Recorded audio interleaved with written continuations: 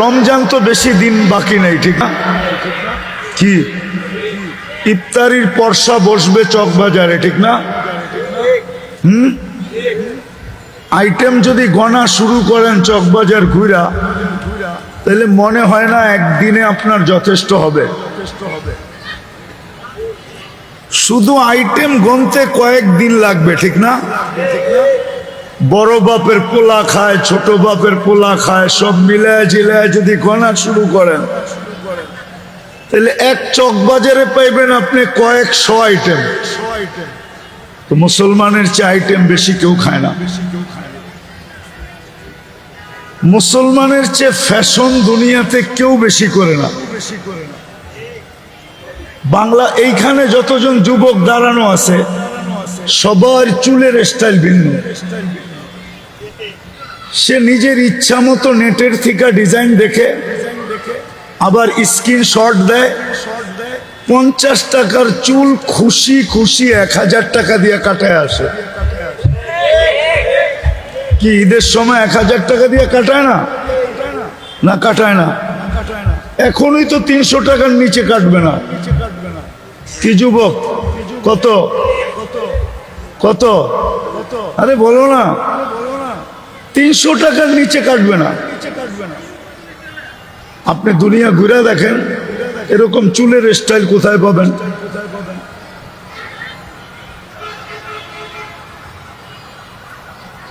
যারা সারা মাস বাকি খায়, সারা মাস বাকি খায়, বাকি বাকি বুঝেন?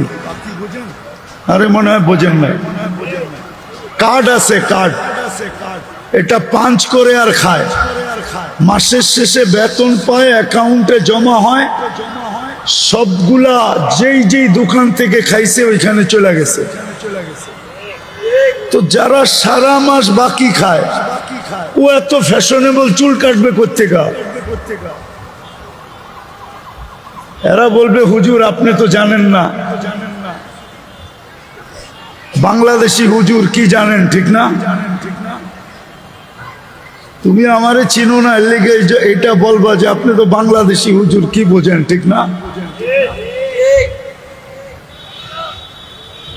আমি তো পুরো দুনিয়া ঘুরে বলতেছি।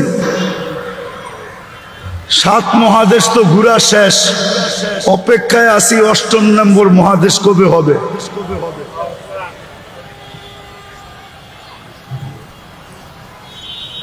যাদের কালচার দেখা তোমরা চুল কাটো, ওই দেশ ঘুরতে ঘুরতে জুতা শেষ।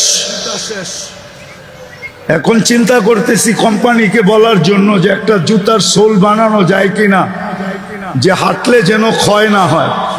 আমারগুলা তো ক্ষয় হয়ে গেছে। আমি তো দুনিয়ার কোথাও দেখলাম না যে এত স্টাইলে চুল কাটে। বাংলাদেশের যুবকরা যে স্টাইলে চুল কাটে। যাক, আমার বোঝানোর উদ্দেশ্য যেটা ছিল যে সর্বদিক দিয়ে যখন আমরা এত আগে, অর্থের দিক দিয়া মুসলমান 70% অর্থ মুসলমানদের কাছে। আপনি সার্চ দেন এখানে বসা, দেখেন সুইস ব্যাংকে সবচেয়ে বেশি টাকা কাদের। তো সুইস ব্যাংক আপনাকে জবাব দিবে যে 90% বেশি টাকা হলো মুসলমানদের। বাংলাদেশে নাকি পেপারে পড়ছিলাম একজনের জুতা আছে 20 লাখ টাকা দাম। কত কত? ও কি পায়ে দেয় না মাথায় দেয়? 20 লাখ টাকা পায়ে দেয়। ওটা তো মাথায় নিয়ে ঘোরা দরকার, ঠিক না?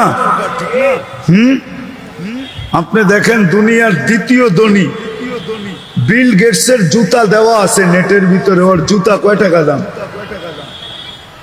ওর প্যান্ট কয় টাকার দাম, ওর টি শার্ট কয় টাকার দাম। দুনিয়ার সবচেয়ে দামি জিনিস ব্যবহার করে মুসলমান। কিন্তু আমার শেষ কথায় চলে আসছি, সবকিছু যখন মুসলমানের কাছে, তো আমরা দুনিয়ায় এত নির্যাতিত কেন? সারা দুনিয়ায় সবচেয়ে নির্যাতিত কে? হ্যাঁ, কেন? অর্থ তো দেখাইলাম যে অর্থ 70% মুসলমানদের কাছে। দুনিয়ার 10টা দেশ যদি ইচ্ছা করে, 10টা দেশ, আমি নাম বলে দিব, এই 10টা দেশ যদি ইচ্ছা করে যে সারা দুনিয়ার মুসলমান দেশ ব্যতীত যত দেশ আছে সব আমরা এক বৈঠকে কিনবো, এরা কিনতে পারে।